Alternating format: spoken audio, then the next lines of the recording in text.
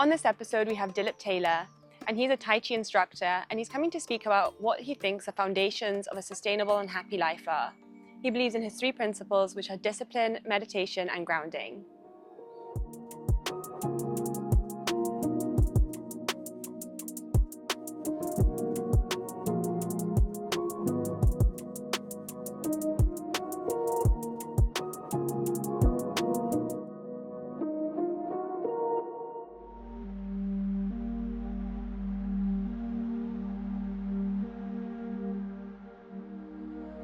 So hi, Dilip. Hi, thank you for the invite, and hopefully we can clarify some of the points which people want to learn about. Yeah, and I think one of the main things I wanted to bring you on to talk about was how the choices that we make and how we can develop discipline and how those become the foundations of our lives. Discipline is manifold. The first one is awareness. For example, I know exactly how old I am in days. I'm 27,013 days old. A lot of days, but because I'm aware that this is a new day, a new number, and I cherish it because it's a present. And I think we all need to connect to ourselves on minute to minute basis, which is impossible.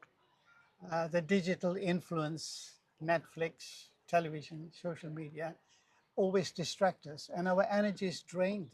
I don't know if you feel, or people, by afternoon, they're drained because the mobile phone drags you away. It's always flashing lights. It's a look at me, and you do drain your energy. So we need to develop certain form of discipline in order to connect back with ourselves. Now, if I can say slightly differently to human factor, let's say we are divine soul to experience human. We've come to this earth to experience for a divine soul. So we are not actually body. Even though people million times say they are body, they do everything, but the experience spirituality is our divine self.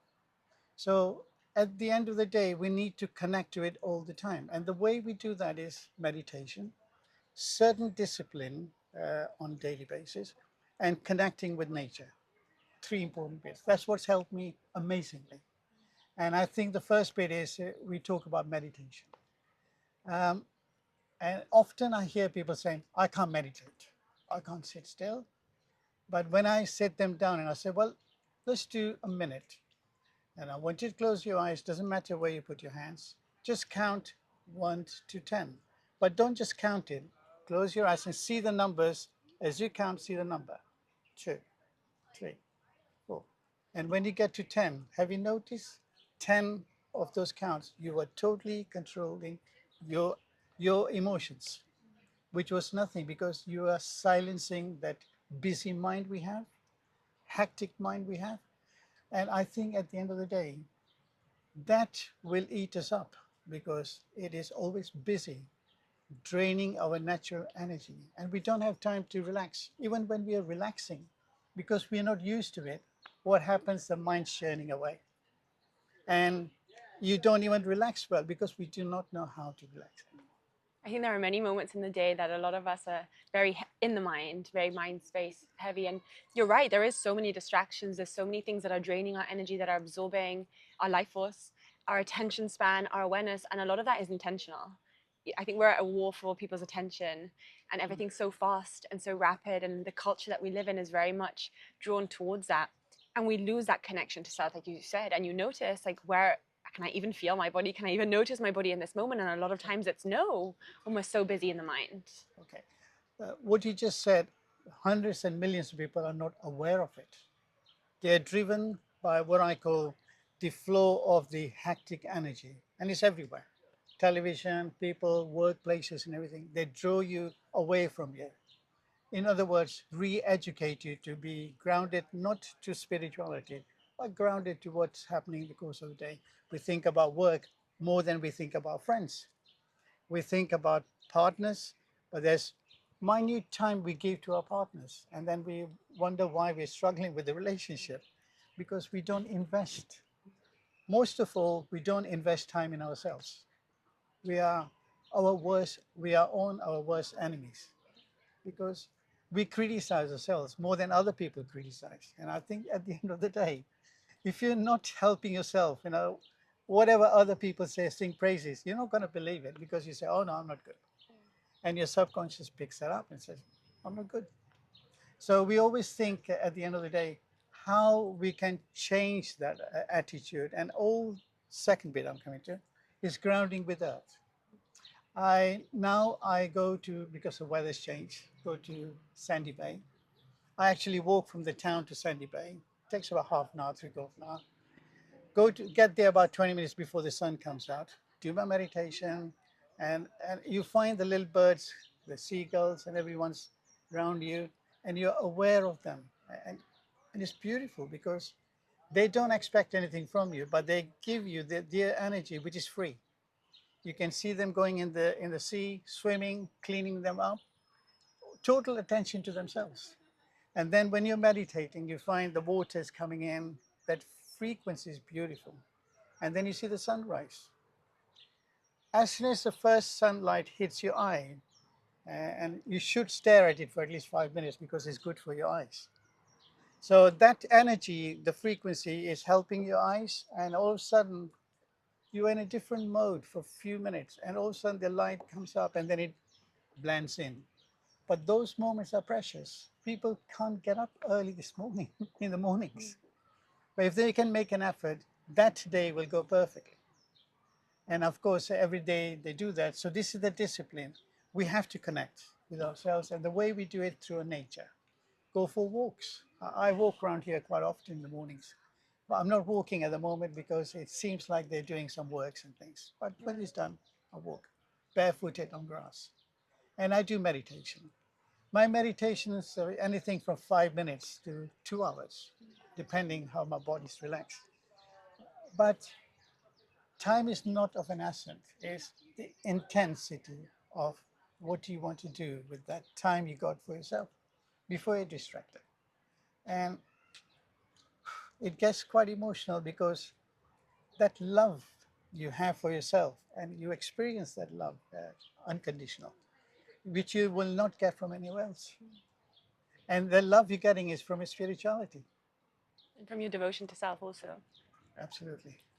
So I think the third discipline is we have to say, learn to do what we say, or what we say to our minds. Learn. You say, I'm going to do this. Do it. Don't leave it for tomorrow because then your brain says, oh, you didn't do it. You got to do it again. And then we forget. And it lingers on. So your mind is always stressed to complete something, but we're not actually completing anything. And that's another problem we have is we have list of things to do. But when you say, I'm going to do this tomorrow, you don't do it. And then the stress starts. And of course, that eats us up as well. So whenever you say something to yourself that I'm going to do it, do it. Sacrifice some time and even start on it. If you can't complete it, start on it. And that's another power of intention.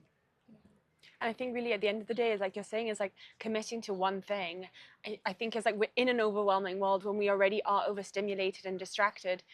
We put a lot on our plates, and you mentioned self-criticism and the internal narrative that we have. Yeah. We can become very hard on ourselves. And I know a lot of people that have long lists of things that they expect themselves to do, and therefore there is no follow through. There's a lot of force behind it, a lot of pressure.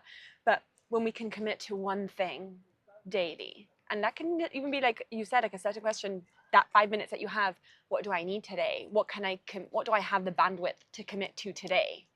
And that is the follow through energy versus lists and lists of things that we know that we need to get done, but we just can never really get there. And a lot of people just don't even allow themselves to rest until they get there, Yeah. which is this never ending task and cycle of not completing. We go into a loop mode. I've got to do it, I've got to do it, I've got to do it, but we don't do it. So that will strain your energy anyway. So next bit is because I do Tai Chi. And I think even now, after 35 years, I still have to ground because there's so many frequencies around on here. It's always pulling you away. The distractions are amazing. The noise pollution, the dust pollution of the building works and everything. Everything is suppressing you. So on daily basis, I do Tai Chi, and I find the movements in Tai Chi is you got to connect, otherwise you don't. It doesn't work. So you got to connect. I have students who come in and they come in stressed. You can see them, shoulders up and everything. And when they go, they're like, like Yeah. relaxed. And all they've done is some moves, paying attention to what the moves are, and that's it. Breathing as well and grounding. The idea of grounding is not just meditating and things like that, it's feeling what you're feeling. Because sometimes we feel something and say, no, I don't believe it. I don't know if you ever had this feeling. Intuition, I call it intuition. And you said, nope, they can't be right. But when we listen to ourselves, it's the true intuitions we have. And we always guided. When we do things, we're guided. And I think I work on, without the spirituality, I would have been lost. I did mention that my partner passed away last year. I'm sorry. Yeah. Um, it opened my eyes because That's okay. That's beautiful.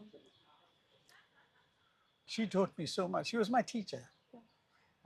We just met one day, had a coffee, and that was it. We connected. Her discipline was 7 o'clock in the morning. Uh, she said, "Get up! It's time to get up." And I said, "What's happening?" And she throws the swimming trunk and on a towel. And I said, "What's this face? We're going to the Eastern Beach. We're going to do some meditation and sunbathing, and afterwards we're going to dive in water." I said, "But let's go." And she was like that. And then go there. I said, "Water is too cold. I'm not going in." But then what happens is, first day I didn't. The second day she's up and down swimming. I said, "I got to do it. If she can do it, I can do it." And that's how it started, because she was my good teacher.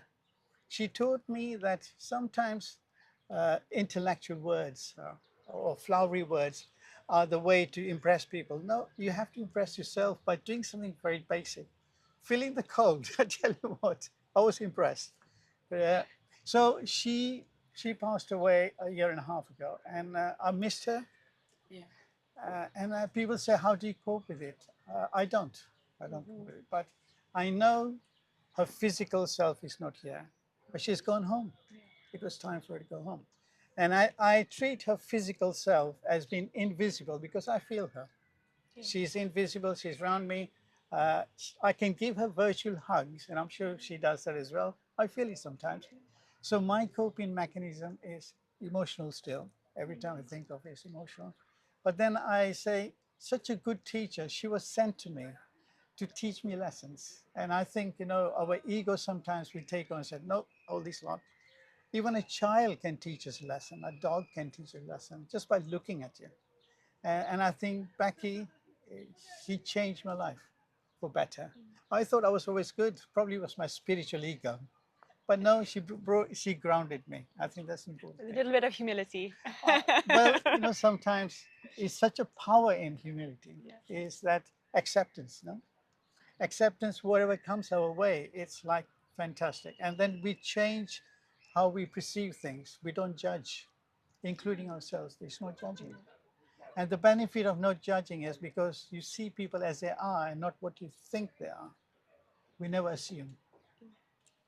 I think it also allows us the ability to realize that when we can see everyone as our teacher, it means that we can still grow and learn. If we feel like we know everything, in some point, little sneaky spiritual ego happens a lot. It stops us from growing, and it stops us from realizing that every person, everything in our lives and our existence can be a teacher for us. So I know that you want to show us a few of your grounding rituals that you do. I think the emphasis is that anyone can take away from this is like we don't need a 2-hour practice every day. We just need some level of commitment, a way that we get to choose ourselves every day, and that one thing that we're going to prioritize. And what you've told me today has left me with this feeling of, I actually feel really like a lot of joy. I feel how much presence that you have because you're grounded, because you're centered, because you're here and you're open. Thank you. And I would love for you to walk us through these practices. Oh, well done. Just to give, I'm also a Microsoft certified teacher. And sometimes when I'm teaching, I can see people's eyes and they look worried, like, what's coming? So I say to everyone, stand up. And they say, what's going on? And they stand up. I say, let's do some breathing. And you can see they're chuckling away, like, Nervous. nervous laugh they have. Self-conscious. And all of a sudden, when they sit down, I look at the eyes and say, yep, they're ready to accept information. I So love it this. works in many ways. I love this. It's so applicable for everything. Everything in life.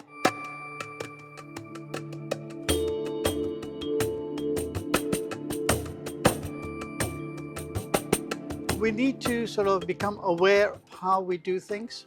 So bring your feet together. Change your weight to that side. Okay. Lift your heel, toe, knee, and point. Gently, just point, no weight. Now bring your body over, so you are now balanced. You're grounding. Tai Chi. Oh yes, and it's breathing. Yeah. So instead of working through your chest, I want you to work through your diaphragm, all right? So let's breathe out completely, emptying the diaphragm. Flex your knees a little bit. Right, as you start to breathe in, move your arms up to your shoulder height. Stop. Turn your hands to face in and bring them in as you slowly breathe out. Keep going, keep going. As you breathe in, draw your hands in, slowly. As you breathe out, turn your hands and bring them down. Okay, next stage, you breathe in, draw your hands in and up. Turn your hands to face in. As you breathe out, stretch.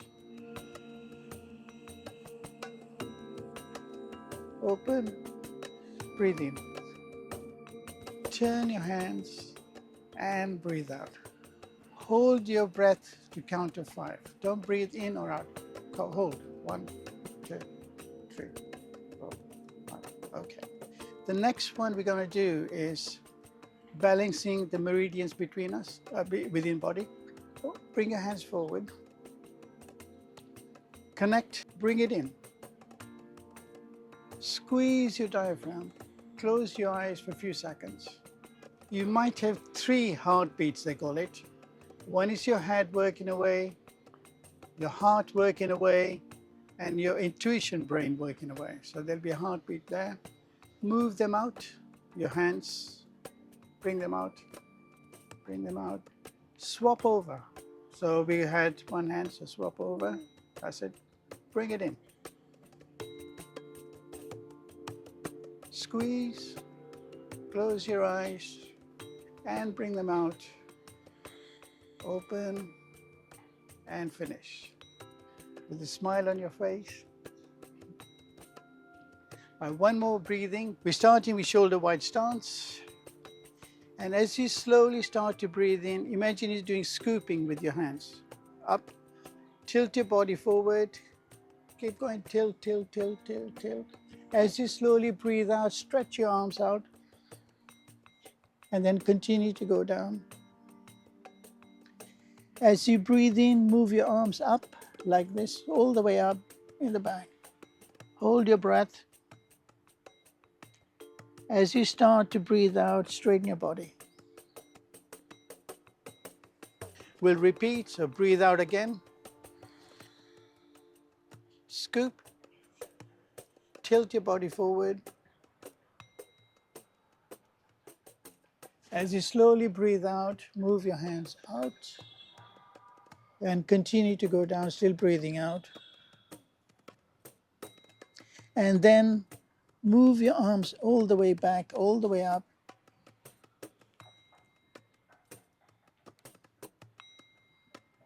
Stay there a few seconds. Right, as you breathe out, straighten your body.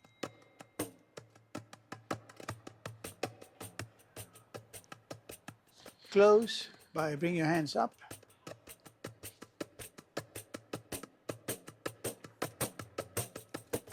This one is where our spleen and kidneys are. We need to give them a bit of nourishment. No breathing in this one. Just move your hands up to shoulder height. As you start to bring them down, pull your elbows back. Turn your hands to face the front to the tree. and eventually place them on your kidneys. Look as far back as you can. Straighten up. Bring your hands down, and we go for repeat. Bring your hands back up.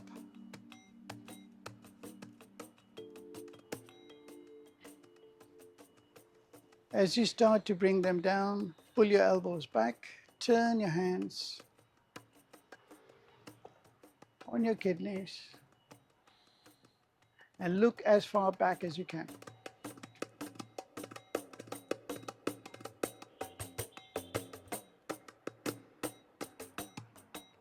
So to pay respect to the fine art, with your right hand on your heart, you just bow. And that's it. Thank you so much. You're Thank welcome. you.